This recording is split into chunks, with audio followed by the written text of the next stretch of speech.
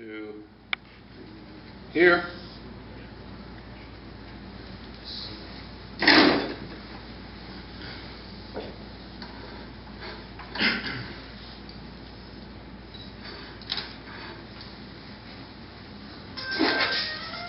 Then we're going to get the halfway spot, and this is at 3 and just slightly over a half, so that's 1.5 inches, 1 3/4. It'll put me in the middle. Hello?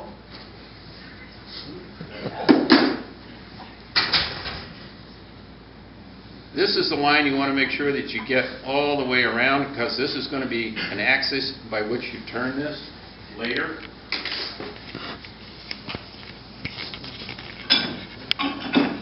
Now, I need to shorten this up. I'm going to use a Bedan tool. I don't know if everybody has one, but I'll tell you, I can't live without it. I make tendons with it all the time.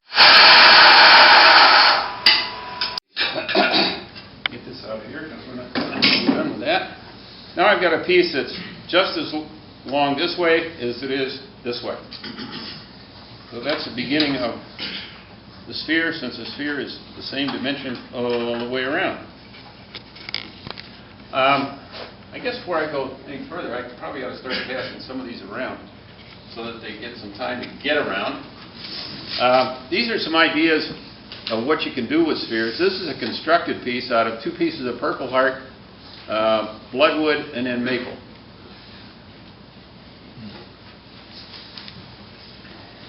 This is a piece of exceptionally curly maple that found. What I try to do is take as much off of this surface as I do this surface with each cut. Don't try to take it all off here and then try to do it all off here, otherwise you're going to be all messed up. This is a detail gouge, by the way. For this operation you can use a bowl gouge. I don't like to use my 1/2-inch bowl gouge for something like this because this is kind of a small piece. But you can use a 3/8 fingernail bowl gouge like this one, which I really like. I love this tool, as a matter of fact. I use it a lot. Or you can use a detail gouge, which I also like, because it enables you to do some really nice shear cuts, which help when you're making spheres.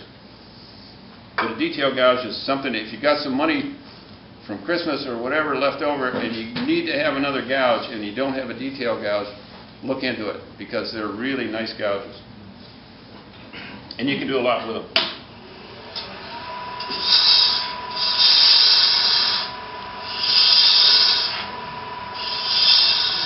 I'm just rotating the gouge. As you can see, I've got the tool rest on about a 45.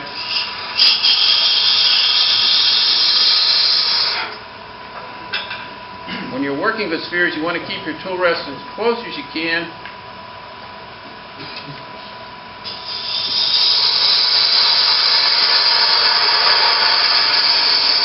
This is where good tool control is a must.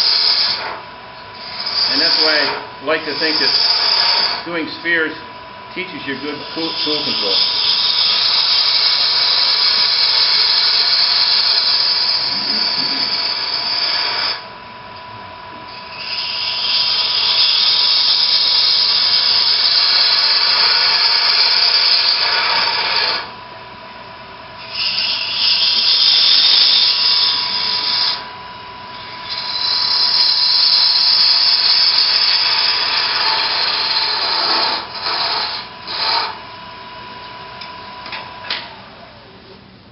One of the hardest things to learn, at least it was for me, and it still is to some degree, is getting this shape as a perfect profile. And what I did is I took a tennis ball and had it sitting up in front of my lathe just so I could have a reference for that type of curvature, because it's about the size of a 3-inch ball.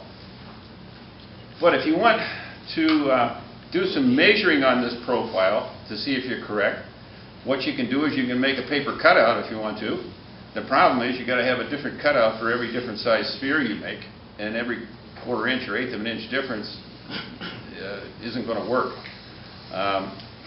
You can't make a universal profile that's going to work. One of the things that I found that works the best is anything that's round. This is just a piece of copper pipe. This is a piece of plastic pipe. It's a coupler. They're perfectly round. A big washer will work too. If you got about an inch and a quarter washer, it would work just fine. All you need to do is put it on the piece. If it rocks this way, it means you've got a high spot. If it's rocking front to back, you've got a low or a flat spot or a low spot. So if you take this, I'm rocking just a little bit because I still got that line there. You can see that. As you can see here, that's barely moving, and that little bit, you know, that isn't going to hurt. But it's perfect there. So all I got to do is knock this off. Same with this plastic piece. It barely moves. It doesn't move at all that way. It's just right here with this high spot. So those are two things you can use as a gauge if you want to. I don't use them that often, but it's nice when you're learning. I used to use them all the time when I was learning.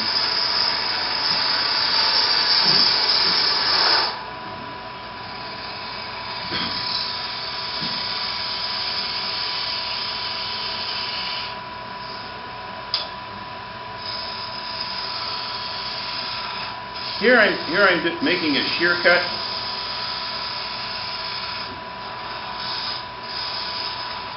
Because I found you're doing a lot of end grain, side grain movement with the wood. And sometimes you get a nice, most of the time you can get a nice clean cut that way. Without high and low spots. Yeah, I'm still a little bit high right there again.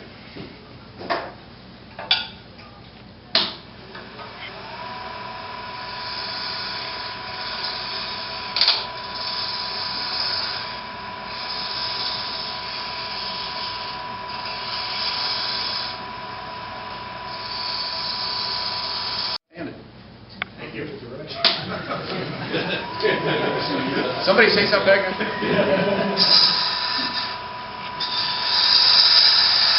Ray's a lot better left-handed than I am, but I'm learning.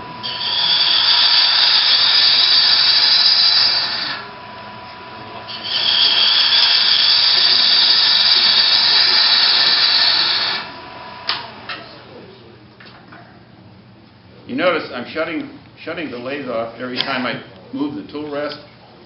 It's a good idea to get into that habit, because sometimes when you've got a big piece on there, and the tool rest happens to slip and it collides with that rotating piece of wood, you'll say, oh, I wish I had turned it off.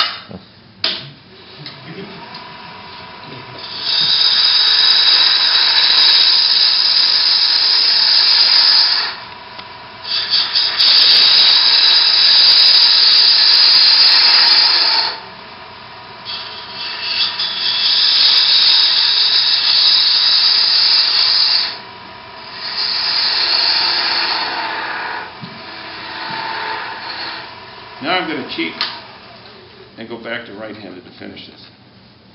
But at least this gives you some practice in turning left-handed.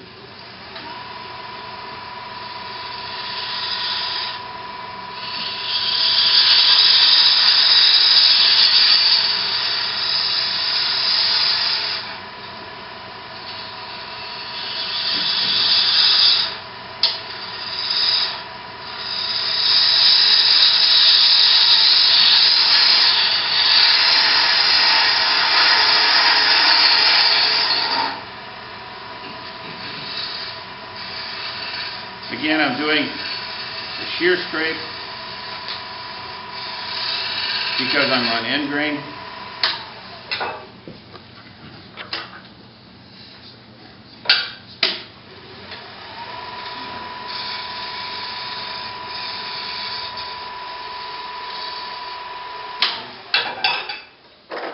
Let's see what that looks like.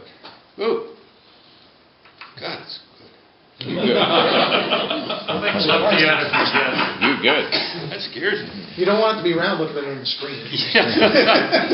That scares me. It's good oval up there. Okay. Now, we've got it to here. We're done, right, Alfred? No. Well, yeah. We got some little thingies on the end there. What we got to do now is remount the piece, and we're going going to need to make a sphere chuck. I've got some that are already made here, but I can show you, and this will work. Basically, a sphere chuck is nothing more than a piece of wood turned into a cylinder, put a tenon on the end, and then turn a cup face on the inside. The main thing that you want to do is make sure that your cup face is deep enough. Make sure that it's deep enough so that your sphere doesn't rest on anywhere on the inside. You want the sphere to be resting right on this outside ridge out here. So it's like this. Okay? So I was going to turn one, but we're running a little bit late on time, so there's no really any real need to do that, because everybody knows how. Just a question. Yes. Is it spherical or conical? This? Yeah. In other words, is it straight going in, or is it sphere? Tapered. Tapered this way in here? It's more of a cone?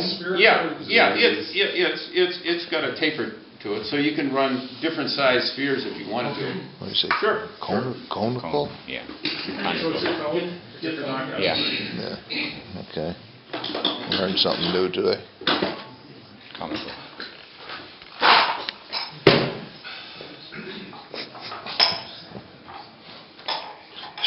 Hey, Roger. Okay. Mike.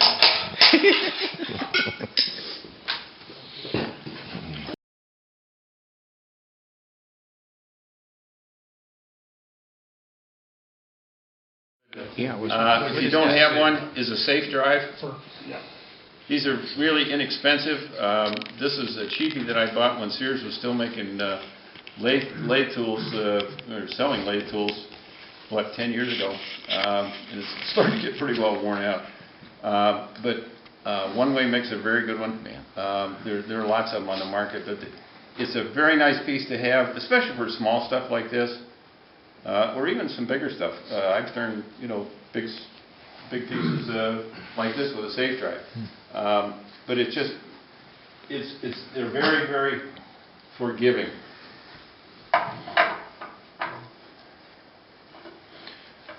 Roger's got one of them. Mm-hmm. He's got everything. Yeah, Roger does. Roger said people have it. He's like us. We're in the poor area. He's got the good paintbrushes. All right.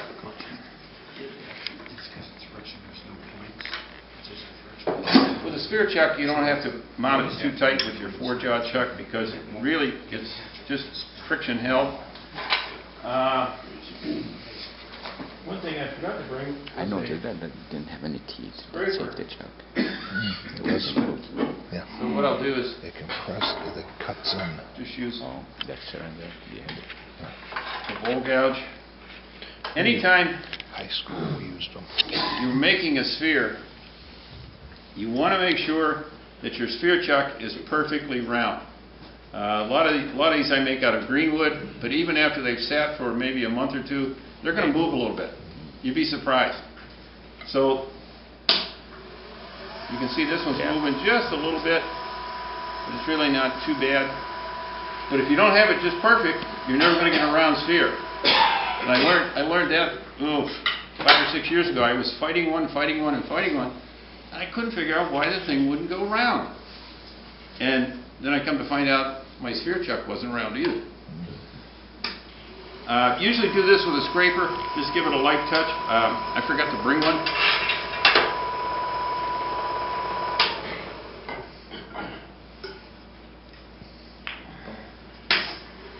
So I'll just use a bowl gouge. You can hear it.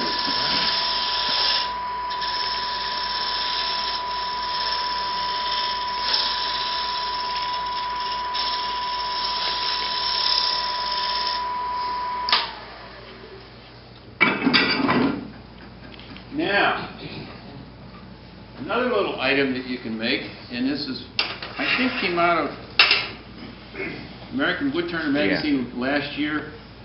is an adapter you can put on your tailstock, if you have, as long as you have a revolving center with threads, to help push your piece against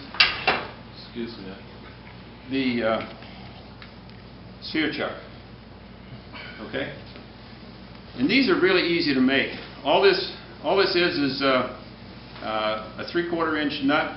It's 3/4, 10. what is it, 3/4 8 or 3/4 10? 3/4 whatever 10. coarse thread. 10. This is 3/4 10. You can go to any hardware store and get these. And all I did was take and turn a cylinder in the 4-jaw chuck. I'll put it out here like this, like that was in the chuck.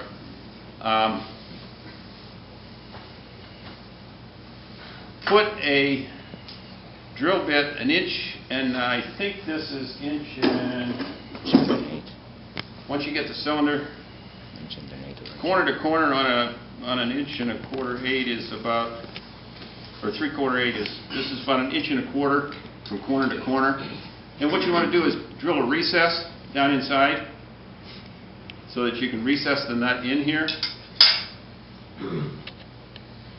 And then you have to allow for this amount of the revolving center to get down inside there. So what I did is I took about a 7/8 Forstner bit and then went even deeper. Yeah.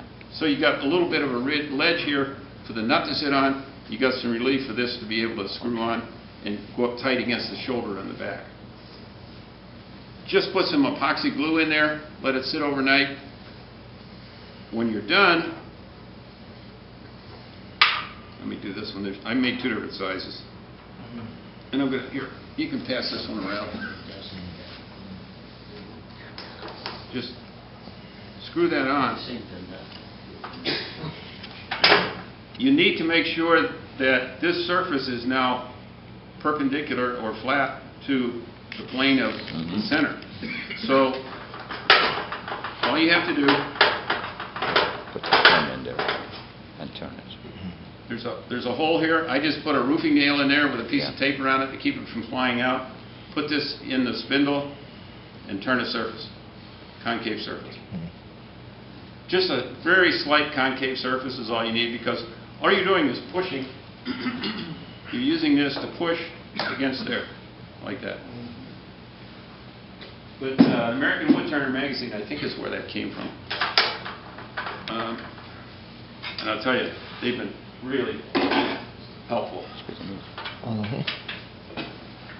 All right, now what we're going to do is turn this on a different axis. Since I don't have a belt sander or a bandsaw here, typically what I will do is knock these nibs off. But if you're careful when you first start out and don't try to take everything off at once, you can knock these off without shifting this around in the chuck. So what we're going to do, bring this up. How do you find the center? You want to keep this line parallel or right on the mark of your center line for your bed. At this point, you're not making contact all the way around here because you're not exactly a spherical shape. So you're always going to have a gap here and a gap here. And if you notice, this gap, you can't see it from the camera angle, this gap is a little bit bigger than this one. So what I'm going to do is shift it down just a little bit so that they're equal. Otherwise, you're going to be cutting off more on one side than the other. All right.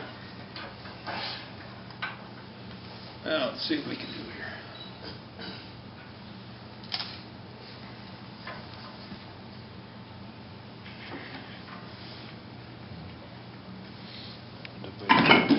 Get my detail gouge. This Mm.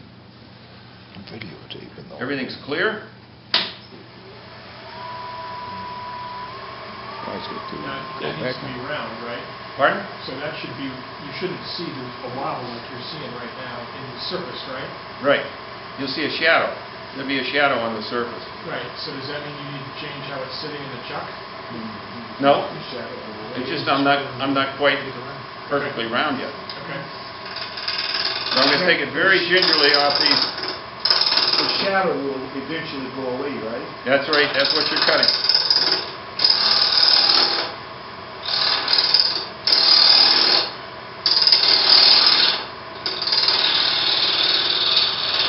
I also found it works best if you can run the lathe at fairly higher speeds than you might typically run, because you've got a fairly small diameter here and it's not a big deal. But it seems like it becomes easier to cut these if you run it at a fairly good RPM.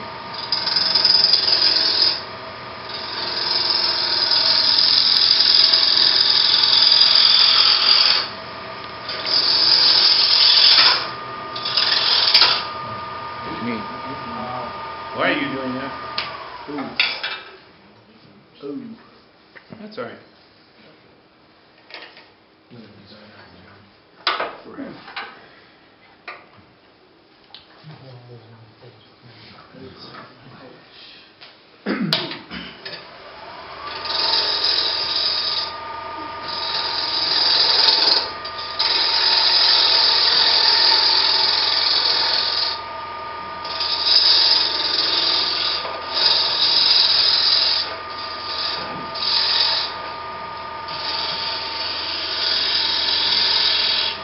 Once again, a shear scrape or a shear cut.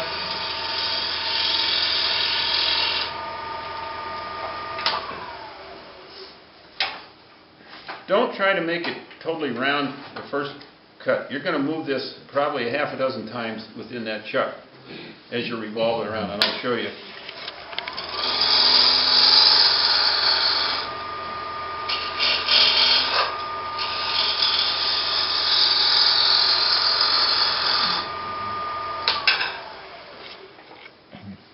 All right, now we're going to move it 90 degrees around on this line. You can see I'm already cutting part of that line off, which I didn't particularly want to do. But sometimes it happens.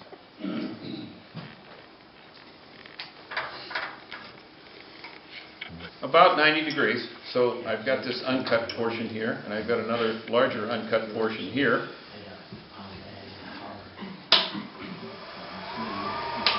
And I don't like the way that's wobbling. If you notice an unusual wobble, you might want to reset. So you shouldn't be too far out. Yeah, I can see why. All right. That's better.